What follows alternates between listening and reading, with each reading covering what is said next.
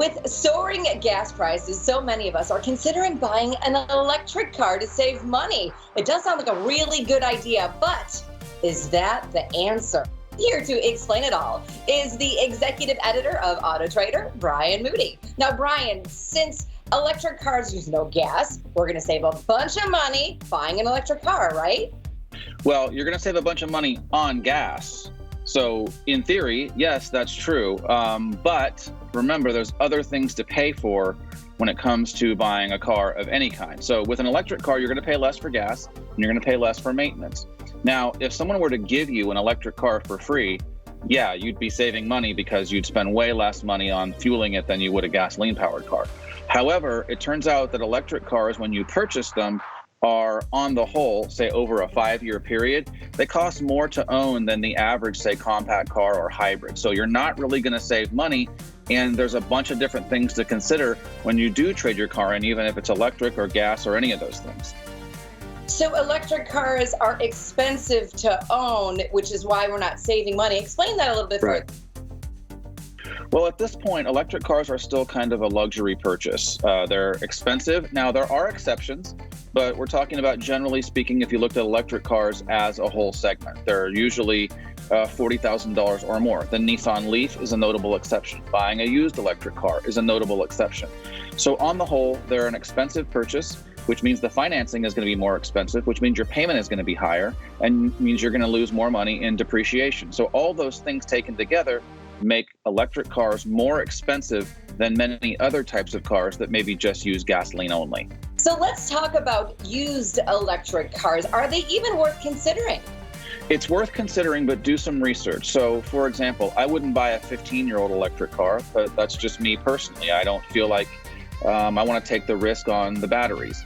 What most people don't know is that the average electric car or hybrid from many manufacturers, Toyota, Honda, Nissan, any of these, the warranty on the battery and the drive components that are electric is much longer than a standard car warranty, sometimes as much as 150,000 miles, but more commonly 8 years or 100,000 miles. So I would be okay buying a used one as long as it was, say, 10 years old or newer, or buy a certified pre-owned that gets a warranty.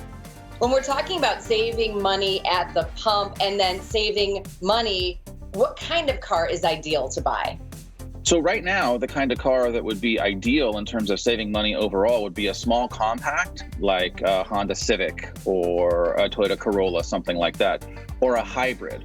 That would be like a Toyota Prius or Honda Accord hybrid, something like that. Those are the cars that have the best combination of moderate price to buy and low cost to operate. You know, in some cases, you can buy a Hyundai hybrid and it'll get 58 miles to the gallon. So this is something that I don't think the average person knows, that 50 to 60 miles per gallon in a hybrid is not hard to come by. You can go find those cars for sale right now. Yeah, okay, so I'm glad you talked about this. Explain the difference between a hybrid and a plug-in hybrid.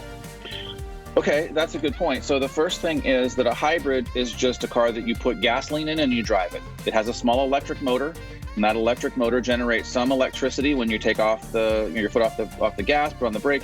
It generates some electricity so that it runs in electric mode sometimes and gas mode sometimes, and in a combination. That would be like a Honda Accord hybrid.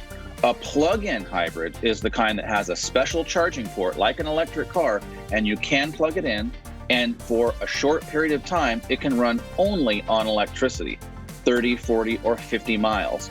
If your round-trip commute or your daily errands are less than that, you can be driving a car that's using only electricity and get spectacular fuel economy. But here's the catch. The plug-in hybrids cost more. So the most economical thing is just to get a hybrid or a small compact car. Brian, great information as always. Thank you so much. And if you would like more information about electric vehicles, just head over to the Autotrader's website.